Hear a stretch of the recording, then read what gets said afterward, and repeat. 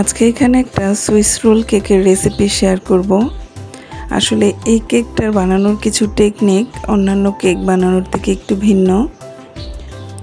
আচ্ছা, আজকে সেটাই শেয়ার করছি। প্রথমে আমি এখানে যে লিকুইড আমরা কেকে ইউজ করে থাকি 2 টেবিল স্পুন করে পানি আর তেল একসাথে মিক্স করে রাখলাম লিকুইডটা। আর 3টা এখানে নিয়েছি রুম টেম্পারেচারের ডিম, সেগুলো ফ্রিজে থাকলে আধা ঘন্টা আগে বের করে রুম টেম্পারেচারে এনে তারপরে কাজ করতে হবে। আর কুসুমগুলো আলাদা করে নিচ্ছি। আরও নিয়ে নিব হাফ কাপ ময়দা আর 1 টিস্পুন হলো বেকিং পাউডার। শুকনো উপকরণের মধ্যে এই দুটোই একটু ভালো করে মিশিয়ে রেখে দেবো এক সাইডে। আর হাফ কাপের মতো আমি গুঁড়ো চিনিটা ইউজ করে, এখানে আস্ত চিনি নিলেও হবে। এখন ডিমের যে সাদা অংশটা এটা অনেক ভালো করে ফোম করে নিব।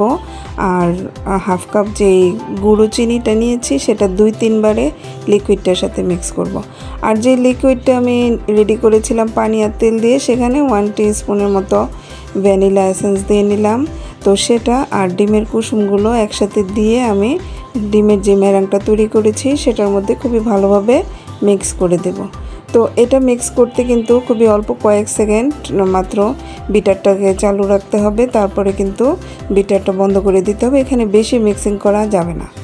তো এরপরে আমি যেই গুঁড়োটা রেডি করে রেখেছিলাম মানে ময়দার বেকিং পাউডার, সেটা এবার চেলে তারপরে সেই ডিমের মেরাংটার সাথে মিক্স করে দেব। এটাও 2-3 বারে মিক্স করলেই ভালো। আর খুবই আলতো হাতে মিক্স করতে হবে যাতে করে ফোমি ভাবটা একদমই কেটে না যায়।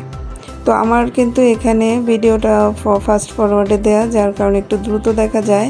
আমি কিন্তু এই ডিমের মেরাংটার সাথে যে ময়দাটা ছিল সেটা খুবই আলতো হাতে মিক্স করেছি। আর এই যে আমি এখন কালার মিক্স করছি এই যে ময়দার ব্যাটারটা তৈরি করেছি ব্যাটারের সাথে, তো এটাও কিন্তু খুবই স্লোলি করা। এগুলো ভিডিও ফাস্ট ফরওয়ার্ড করার কারণে বেশি মনে হচ্ছে। তো আমি অল্প অল্প করে এখানে ময়দাটাকে কালার করে নিচ্ছি। প্রায় 1 টেবিল স্পুন করে করেছি। এখানে আমি লাল, সবুজ আর কিছু খয়েরি কালার, যেটা চকলেট গানার দিয়ে কালারটা এনেছি, ওটা করে নিলাম।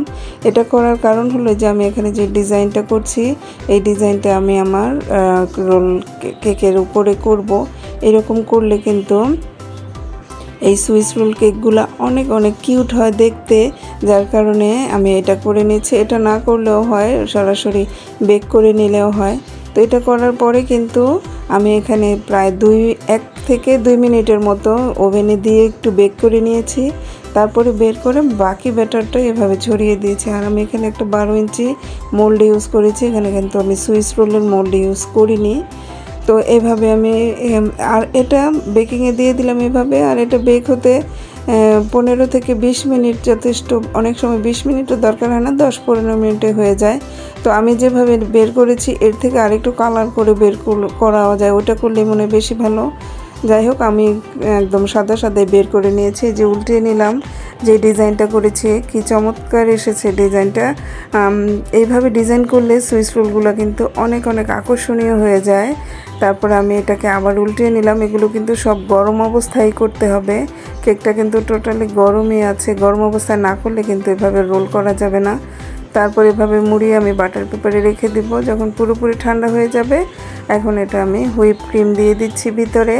আরেকটা কথা, এটাতে কিন্তু হুইপ ক্রিমের বদলে বাটার ক্রিম অথবা জ্যাম, জেলি এগুলো ইউজ করা যায়। তো আমার কাছে এই হুইপ ক্রিমটাই রেডি করা ছিল, যার কারণে আমি এটা দিয়ে করে নিচ্ছি। তো ক্রিমটা কিন্তু এই কেকে অতটা বেশি প্রয়োজন হয় না, অল্প একটু ক্রিম দিলেই যথেষ্ট। তো এইভাবে ক্রিমটা পুরোটা কেকের উপরে ছড়িয়ে দিয়ে আমি আবার বাটার পেপারটা একটু ভিডিওটা খেয়াল করে দেখবেন কিভাবে এই রোলটাকে করতে হয়। তো এইভাবে একটা রোল করে ভালো করে পেঁচিয়ে ফ্রিজে রেখে দিতে হবে 2-3 ঘন্টা। একদম ভালোভাবে যখন কেকটা সেট হয়ে যাবে তারপরে এটাকে কাট করতে হবে। তো আমার হাতে ওই দিন 2-3 ঘন্টা রাখার মতো সময় ছিল না, আমি আধা ঘন্টার মতো রেখেছি। যদি আরও বেশি রাখা যায় তাহলে কিন্তু কেকটা কাট করতে এবং কাট করার পরে খুবই সুন্দর লাগে দেখতে। বেশি সময় রাখতে হবে ফ্রিজে। তো এই যে আমি আধা ঘন্টার মতো রেখেছি, রেখে নামিয়ে নিচ্ছি। উপরের ডিজাইনটা খুবই চমৎকার লাগছে দেখতে। আর এই ডিজাইনটা না করলে কিন্তু উপরে আমাদেরকে একটু ক্রিম দিয়ে অথবা গানাশ দিয়ে যেভাবেই হোক ডিজাইন করতে হতো। আর এভাবে যদি আমি আগে থেকেই ডিজাইন করে নেই কেকের গায়ে, তাহলে কিন্তু আর উপরে কিছু দেওয়ারই প্রয়োজন হয় না, এটা এমনিই অনেক সুন্দর হয়। আর যে রেসিপিটা দিয়েছি, যদি এই একজ্যাক্ট রেসিপি ফলো করে কেউ সুইস রোল কেকটা তৈরি করেন, কেকটা যে এত মজার এবং এত তুলতুলে, মুখে দিলেই মিলিয়ে যাবে, একদম মনে হবে যে হাওয়াই মিঠাই মুখে দিচ্ছেন। বিলিভ মি, আপনারা এভাবে একবার হলেও রেসিপি ফলো করে একটু তৈরি করে দেখবেন। এই কেকটা কিন্তু একটু সেনসিটিভ, কারণ এটা রোল করতে হয়, প্রপার রেসিপি ফলো না করলে কিন্তু ওভাবে রোলটা করা সম্ভব হয় না। তো আশা করব আজকের ভিডিওটা